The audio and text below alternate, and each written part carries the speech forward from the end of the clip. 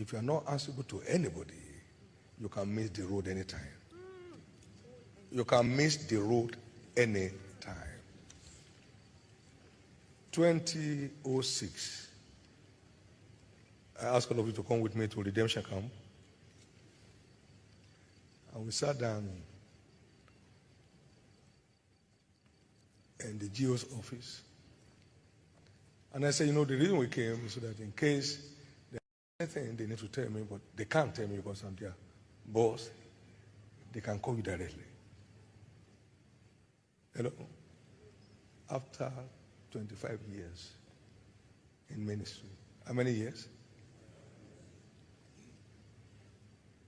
If there's nobody who can call you back, stop there. You go off at the time. Just go off. Just go. So many have gone off, sir. Now, come back earlier, 1987. He was in Kaduna. And we had a staff meeting.